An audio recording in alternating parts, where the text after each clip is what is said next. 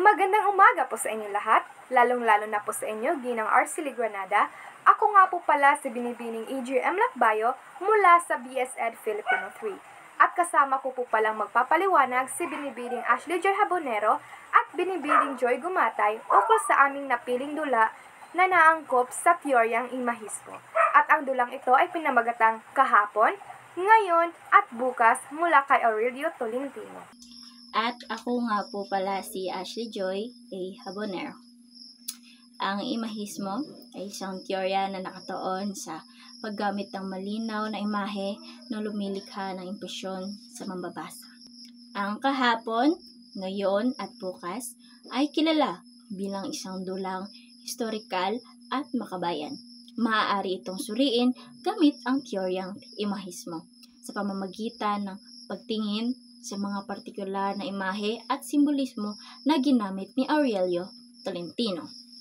Ang kahapon, ngayon at bukas ay maaaring suriin sa ilalim ng teoryang imahismo sa pamamagitan ng pagkakilala sa mga personifikasyon at simbolikong karakter na gumaganap bilang malinaw na imahe. Una, inang bayan. Ang karakter na ito ay isang napakalinaw na imahe. Sa halip na magbigay ng mahabang diskurso tungkol sa pagnanais para sa kalayaan, ginawa ni Tolentino ang inang bayan na isang ina na labis na nasasaktan at nais protektahan ang kanyang mga anak mula sa mga mananakop. Ang kanyang pagdurusa, pagkagapos at pakikipaglaban ay mga imahe na direktang humahagilap sa damdamin ng manonood o mambabasa. Ikadalawa, ang mga karakter tulad nila asal hayop at dahong palay ay mga imahismo sa kanilang sarili. Sa pamamagitan lamang ng kanilang mga pangalan, nagpapakita na ang mga mananakop ay itinuturing na hayop o isang uri ng halimaw na nakakukubli na naglalayong saktan ng inang bayan. Hindi na kailangan ng mahabang paliwanag. Ang pangalan pa lang ay sapat na upang magbigay ng masamang impresyon at gumising sa galit sa puso ng mga Pilipino. Ikatatlo, mga aksyon at eksena.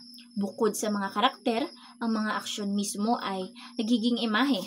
Halimbawa na lamang ng eksena ng paghila sa inang bayan, pagkakadena o pagbubuhat ng sulo ay mga konkretong imahe na nagpapahiwatig ng paniniil, pag-asa at paglaban. Ang mga ito ay nagpapahayag ng idea ng hindi na kailangang magbigay ng direktang pananalita tungkol dito. Ang mga manonood o mambabasa ay nakikita ang sakit at paglaban ng hindi sinasabi sa kanya. Ikaapat, ang bukas. Ang bukas sa pamagat ay isa ring mahalagang imahe. Ito ay kumakatawan sa pag-asa para sa isang malayang kinabukasan.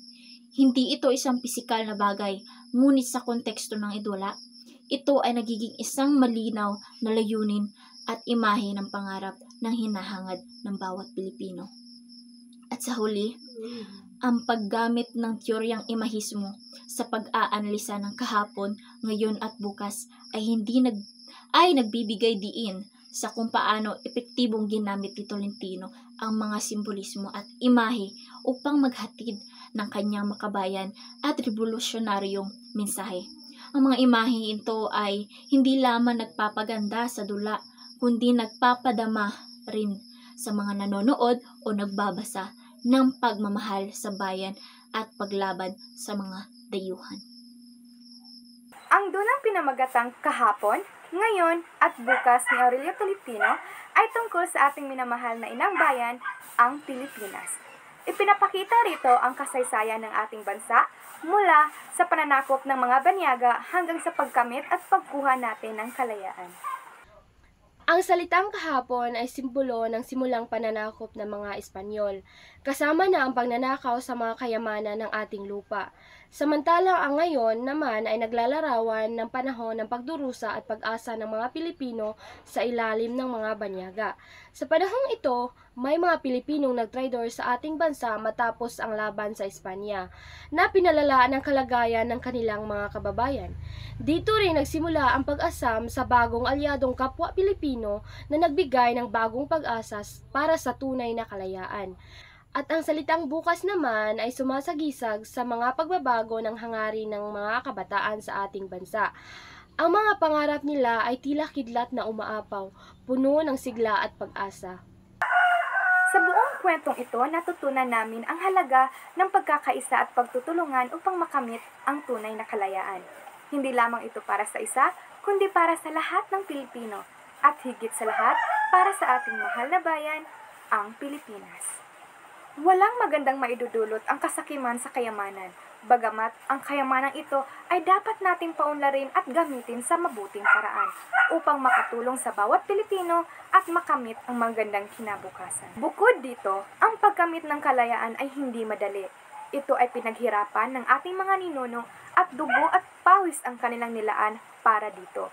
Kung kaya ito ay dapat nating pahalagahan at ilaban. Tayo ay dapat na magtulungan na mas alagaan at mahalin ang ating bansa para sa mas magandang bukas ng Pilipinas.